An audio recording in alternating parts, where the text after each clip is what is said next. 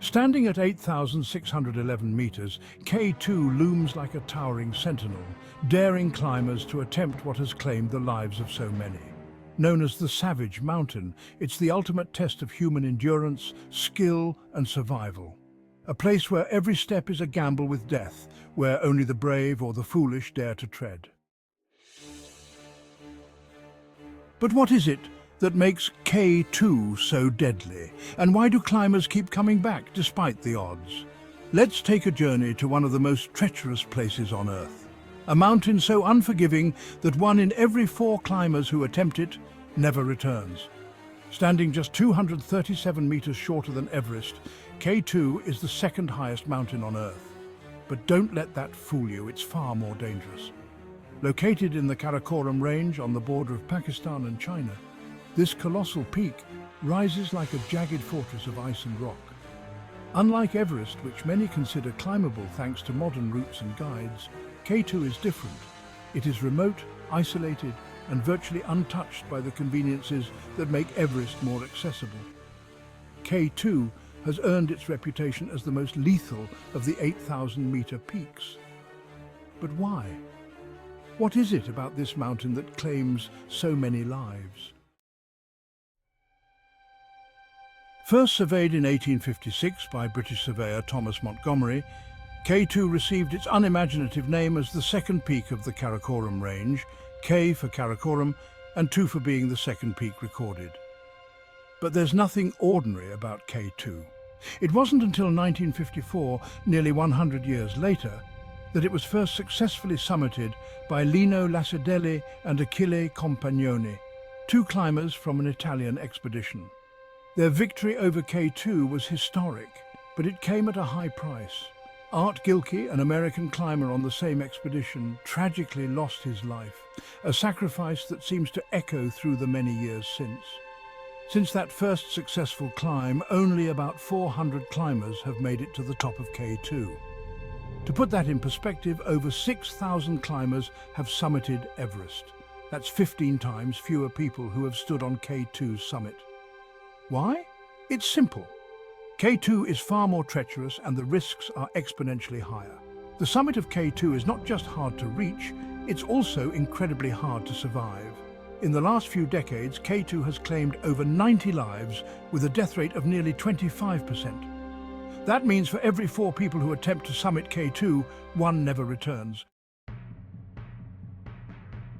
One of the reasons K2 is so deadly is the infamous section near the summit known as the bottleneck.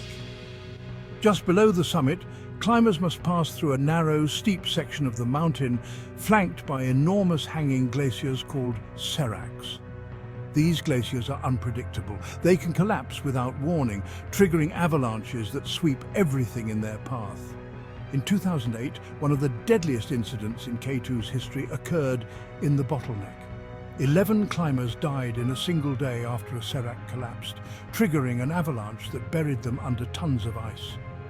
It was a grim reminder of how quickly things can go wrong on K2, and how this mountain shows no mercy. Weather on K2 is another major factor that makes it so dangerous. Ferocious storms often roll in without warning, trapping climbers in freezing temperatures and hurricane-force winds. The storms can last for days or even weeks, turning what might seem like a manageable climb into a nightmare scenario of survival. The climbers who dared to climb. Yet, despite the danger, climbers continue to risk everything to summit K2. Some have succeeded in heroic fashion.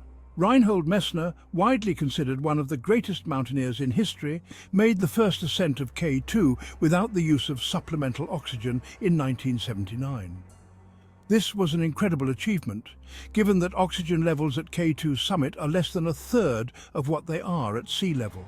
More recently, in 2021, K2 witnessed another historic moment.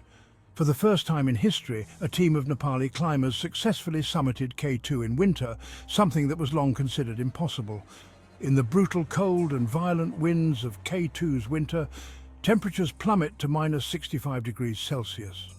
But these climbers defied the odds and achieved what had never been done before.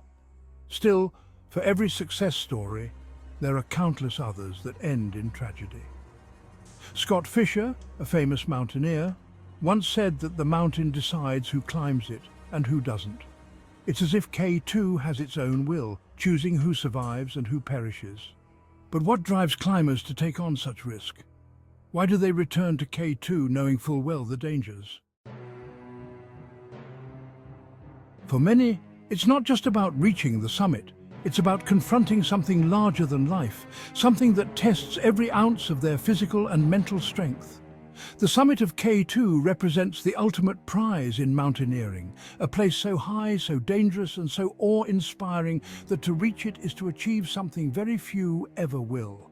Yet for others, K2 is a personal challenge.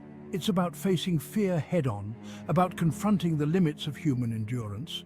The allure of K2 isn't just the height or the danger, it's the idea that this mountain represents the very edge of what's possible for a human being to achieve. K2 is not just a mountain, it's a living, breathing force of nature. It humbles those who dare challenge it and rewards those who conquer it with a view few will ever witness.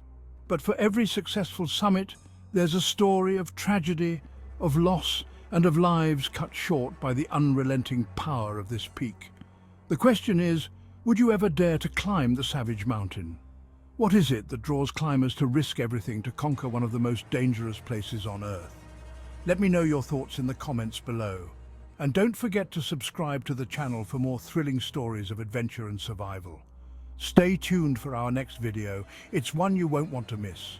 Make the background music suspense.